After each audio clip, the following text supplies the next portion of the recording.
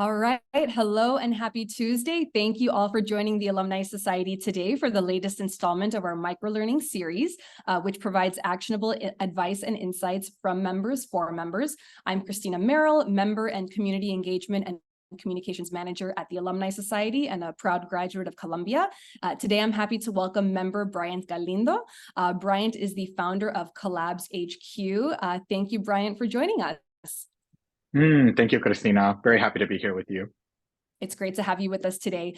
Time permitting, we will open the floor for questions from the audience. So if you have a question for Bryant, feel free to go ahead and drop it into the chat box, and we'll try and get to it. So let's dive right in. Bryant, tell us a little bit about yourself. So obviously my name is Bryant. My alma mater, I graduated from Columbia in 2015 with a master's in negotiation and conflict resolution. I'm first generation, so Mexican American, spoke Spanish specifically at home 100%. And I would say that probably my favorite dish or Mexican dish is enchiladas because my grandma's enchiladas were just like phenomenal and I can eat them almost any day. Fantastic. We're coming over for dinner next time. Please. So tell us, what do you do today? Yeah, so as you said, I'm the founder of CollabsHQ. I work as an executive coach, mediator, and consultant with startup founders, executives, and business teams, specifically around the areas of communication, collaboration, and conflict resolution. I get in the middle of really intense like business disputes and business negotiations, helping founders and business teams negotiate disputes in the $1 million to $10 million range. And then I will come in and help them become the best leaders possible via a coaching modality. Fantastic. So, of course, you have a wide range of expertise, and today we will focus on negotiating tips when dealing with external stakeholders. What are some examples of these situations you've helped executives navigate as they relate to external stakeholders? Yeah, so I think a lot of times when we're thinking about external stakeholders, you'll be thinking about maybe a sales contract or something like with a vendor. My specific lens or perspective is around, okay, if you're an executive team and you're growing a business and maybe you don't have those processes or those people in place, what are the things that you need to know in order to be successful and maybe acquiring high level talent? Gaining strategic partnerships, maybe with other bigger corporations or other startups that are also in a high growth phase, or trying to renegotiate certain clauses within your agreements with like investors. So I'll come in many times advising my clients around these specific areas, specifically on how to keep the relationship high performing and high touch so that everyone can get the best deal possible. Amazing. What would you say are your top tips for executives when they're negotiating a deal with external stakeholders? Yeah, I think so. There's a lot out there. If you've ever taken a negotiation class, you'll know that there's so many things to learn. But the one tip that I have that we can share today is around something called your ZOPA. So that is your zone of potential agreement, and we'll bring it up on the screen here so that you can see it. So I like to really demystify negotiations and make it so that when you are going in, you have a framework that you can apply that's really easy to understand. So let's just say this is a two-person negotiation, and the zone of potential agreement is something that you, as let's say your person A, you're trying to figure out what are your non-negotiables, what's your walk away point, which is that line or that little bubble there, and then what is your ideal outcome. As you're kind of stimulating this and you're thinking it through, you're trying to put some thoughts down. You're also hopefully staying curious and wanting to understand what is the other person's ideal outcome as well as their non-negotiables. As you develop this, hopefully you're developing a zone of potential agreement. This could be monetary, it could be intangibles, it could be something as simple as like our zone is that we stay in business together and we both walk away with win-wins here. So this can really be utilized in so many different scenarios. But what this does is that it forces you as the party to go and ask questions, because some of the best negotiators out there, literally their secret sauce is, can they stay curious? Because at least in today's economy, there is so much uncertainty. There's so much, everyone's trying to renegotiate things that you really in order to get the best deal, you want to make sure that you're also keeping in mind the other side, the other person's perspective, and as much as you're trying to get what's good for you. So the zone of potential agreement is my number one tip that I think I can leave you with of how can I create some firm expectations on my end while making sure I am checking my own assumptions and what I believe to be true. Because most often than not, when you're going into a negotiation, you're like, I want this. And you're so like nervous and anxious that you forget, oh, maybe I should ask a question. Maybe I should go see what the other person wants. And getting that information can be very helpful for you. And this really touches upon, the theme of relationships with and fostering good relationships, which is something you're obviously very passionate about. So let's hone in on that relationship piece for a moment. How would you say executives can negotiate in a way that preserves the relationship? What should they keep in mind, and what steps should they take? So I'll give you a story. I was working with a two-person I guess they would say it's a startup, but now they're a very big company out from Mexico City that was trying to renegotiate a deal with one of their lead investors. And part of it was that this investor had put in a lot of money and wasn't seeing returns. And so they brought me in kind of as a shadow negotiator because they're like, we really want to keep this person happy. We want to keep the person obviously investing in our business. They're also a board member, but we need to give them some bad news and we need to renegotiate some of the terms because unfortunately our cap table is getting a little too complex. So this is where when we were helping them go through it, where the social capital piece was really big. And so social capital is kind of like that unmeasurable thing that exists between people that you can bank on, right? It's based on trust. It's based on how you treat one another. It's even based on compassion and empathy. And even though this person was money motivated, right, because they're an investor, they also really cared about the social impact of this business. And so as they were kind of navigating this like really difficult conversation, and it wasn't over in a day, right? It was like multiple conversations. Part of what I was recommending or coaching one of the founders on was like, how can you make sure that as you're delivering bad news and you're asking for something that may be against their interests, you always focus on the relationship, what has come and what will be. So obviously there is a history between you two, but there's also still value to be had moving forward. So what is that value that you can embed within the relationship so that everyone feels like, okay, even though I'm getting some bad news here, this is in the best interest, not only for the company and its longevity, but also for me as a person who is invested in this company. Fantastic, fantastic. And what should executives avoid doing when going through a negotiation? Oof. Well, obviously there's like there's entire books and things revolving around that question, but I would say like not to use bad language, but don't be a hard ass, right? Like I think being aggressive in one way can help you, but it comes at a cost. And so in today's economy, like I said, there's so much instability, well, there's so much complexity that one of the few things that I think people are really falling back on is their relationships. Like, can I trust this person?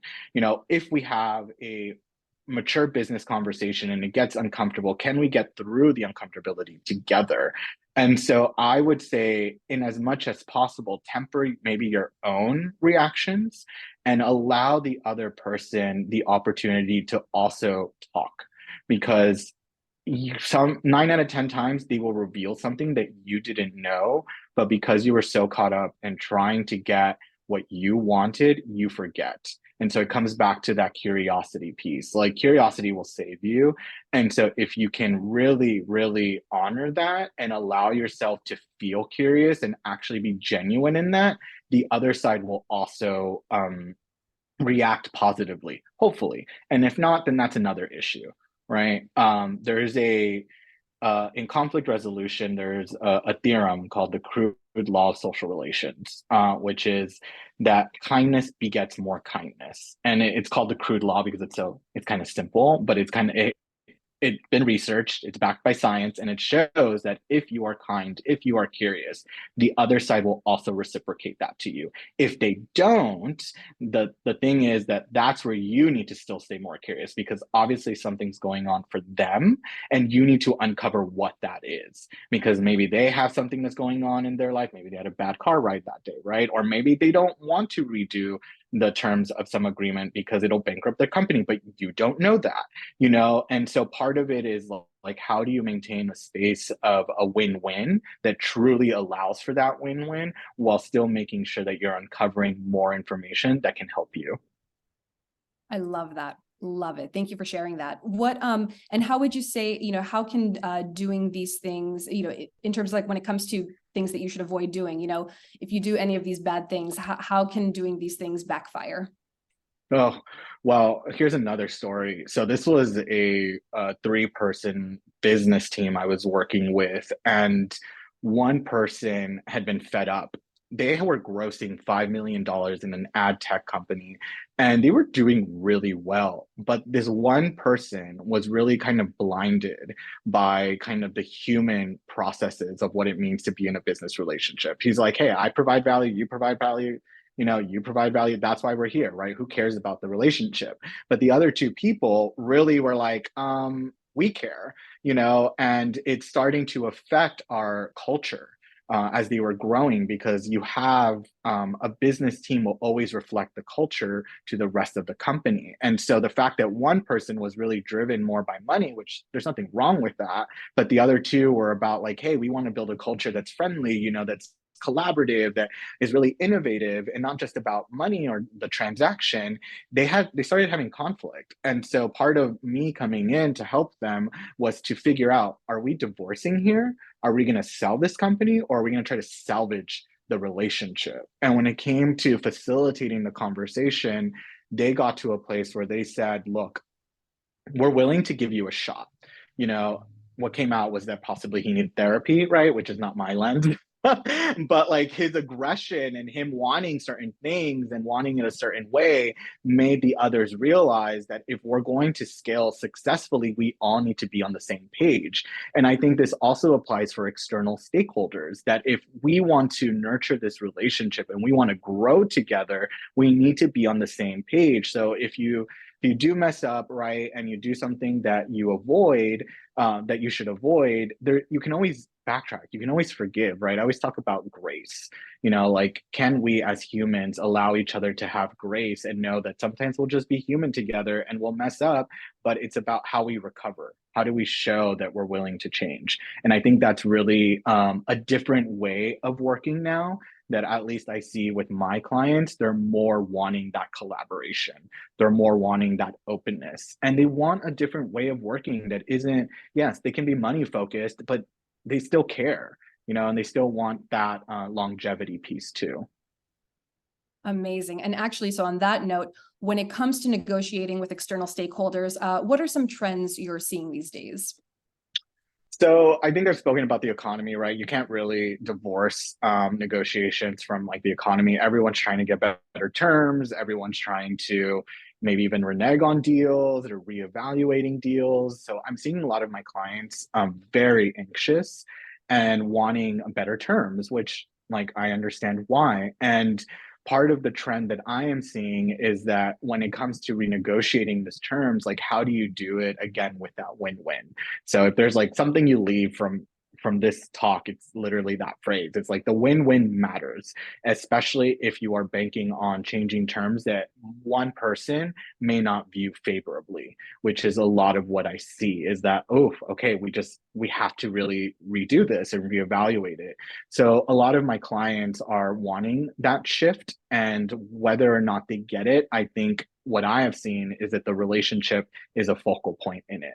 They're saying like, look, maybe our economy has changed, our finances has changed, but this really matters to me. You're our vendor, you're the one I want to partner with. So what are the new terms that we can agree on?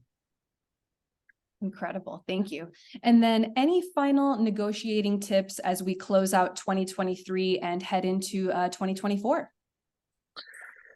The one that I would say is that when it comes to the zone of potential agreement, when you're thinking about your walkaway point, there's also another acronym, a BATNA, your best alternative to a negotiated agreement. I didn't want to present that one because I felt like you just want one acronym, right? Who wants so many acronyms? But if you can also think about your BATNA, which is kind of like your walkaway point, it's saying, okay, if I don't take this deal, and let's just say it's like a deal to redo the terms with a vendor. If I don't take this deal, is there another vendor out there who's willing to give me good terms? A lot of people will take counter offers and obviously use them and leverage them to get better terms. That is definitely a technique you can do and a tip you can do as well. But your BATNA gives you a level of assuredness so that you can either go after your zone of potential agreement and attack it really aggressively to see what that win-win can be, or you can decide, you know what, this is not really something that I can pursue, and I have this alternative. I rather go pursue this alternative. So BATNA is the other one that's really powerful so that you can see whether or not there are alternatives that could be equally, if not better than the one that you are trying to get with the person you're negotiating with. Thank you. Thank you. And then, all right, we have a couple of questions coming in. This is from Horacio Zambrano. He writes, I have had more negotiations with internal stakeholders / bosses, recent ones, no pay raise in 2 years, despite good performance, but due to economic financial pressures at the startup, especially in light of inflation. Any advice for our friend here? Yeah, so I would be really curious as to what stage the startup is in. Are they gearing for a round of funding? Are they looking for to just grow organically? Some of these, let me say, variables may not be known to startup employees, but Angels List exists, and you can kind of see where a startup is at in their life cycle. And so sometimes, because of market forces or where they are in their financing round, they may not be able to offer that to you. But that doesn't mean that they don't have an employee options pool, because sometimes they have to create one. So if you are looking to get a raise or something, there's two trackways there. You can either talk to them from the relational piece and say, look, I've been here for X amount of time. I'm really valuable. I've produced this result that's allowed the business to grow X, Y, and Z. Like, can we have a conversation as to what a potential raise might look like? You know, very non-threatening. The more aggressive route is go and look for a different offer from a competing business and leverage that and say, look, my skills are really necessary and needed within the marketplace. I have put in a lot of time and investment here. I don't want that to just go for naught. So what can you do? What can you do with me to help me stay here and stay motivated? Hopefully that answers your question. Thank you. Folks, we still have a little bit of time if anyone wants to go ahead and drop a question into the chat. I think we have another one. Here we go. This is from Anonymous. Totally fine. Folks, if you want to submit a question anonymously or send it to me directly, that is absolutely fine. So please feel free to. The question is, what tips do you have for those who have a hard time speaking up in the face of conflict and resources to silence? Excuse me, I'm sorry. In the face of conflict and resort to silence as a survival tactic. What works to break through that limiting pattern? Oh, that's a great question. And a lot of my coaching clients struggle with that. You'd be surprised the amount of executives that actually struggle with speaking up. And I would say one of the things that I would be curious about with you is like, so when you are quiet, do you disassociate? Like, do you go into your mind in order to kind of logically process what is going on to find some level of control? Because if that is you, then most likely what you need to do is actually drop down into your body a little bit and not be so heady so that you can understand the fear that you're feeling and move through the fear. And so one of the things, and you can kind of see it here. So I have a book called The New Middle, Connecting Heart and Mind to Collaboratively Disagree. And there's a chapter on this, which is like when you are speaking up in an area that causes you a lot of fear, the one thing that actually allows you to rewire your mind in order to be more open is courage. And, you know, Brene Brown talks about it. there's some neuroscientists that also talk about it, which is that when you lean into something that's fearful through courage, you are basically telling your body that it's safe to do that. And over time, you can do like little micro things. So like do it with someone that feels safe to speak up, then do it with someone that doesn't feel safe to speak up, then do it with your boss, right? And you kind of get into a way of like realizing, oh, okay, cool. I I don't feel so scared now. And then just prepare. I think what you can do is write out what you want to say first with all of the emotion you want to say it, crumble it up, throw that away, then sit back down again and then write it again, more like embodied, to say, for lack of a better term, because the emotions are just data points that your body is telling you that, hey, something's not feeling right for me here and it needs to express itself, which then once you express it, throw it away, your body's then more primed to be like, oh, this is really what I want to say. And then practice with someone who's safe, and then do it. And then over time, what you do is you just create new ways of being that hopefully will serve you. Amazing. And then we have another questions are pouring in. What advice do you have for negotiations when the parties are totally separating and are not interested in an ongoing business or other relationship? Cool. Love that question. Happens all the time. So one of my reframing questions I asked was, why did you get into a business relationship? And they'll give you stories. They're like, oh, this person was amazing. They did this and that, oh, that one time at summer camp, whatever the story is. And I'm like, great. So what happened? What happened that made you lose that goodness, and why is it that you can't leave this relationship with that goodness as well? They'll give you a long story, right? They'll tell you, oh, well, they did this, this, and this. I'm like, all right, I understand that. There's another model that I have, a framework called the disagreement spiral. When that happens, I'm always telling them, okay, here's the disagreement spiral. It tells you that escalation, right? As you go up the disagreement spiral, you do more tit for tat behaviors. You're dehumanizing the other party, you're disrespecting them, you're name calling, you have a huge story. What that model shows is that each step or each rung of the spiral requires two parties. So in as much as one party is giving me their whole story about why they're right and the other person is wrong, I'm always like, so what did you do when that person disrespected you? Did you also disrespect them? Did you name call? What did you do? And then they'll tell me, oh yeah, I did this or this and this. And I'm like, so you did contribute to the disagreement, and so is this divorce happening as a result of one party 100% being in the wrong? They're like, well, no. I'm like, okay, so then part of it is that even if you want to separate, I have no vested interest in the outcome of this disagreement. You need to acknowledge that you also contributed to this, because in as much as possible, what that will do it will actually create some needed transparency and some accountability that will give you better terms. So even if you don't care if the other side feels good about this, I know you care about the terms that will be this agreement, because it matters to you. So in as much as possible, you need to go there so that you can get better terms that hopefully will serve your interests. And then of course they'll be like, oh yeah, yeah.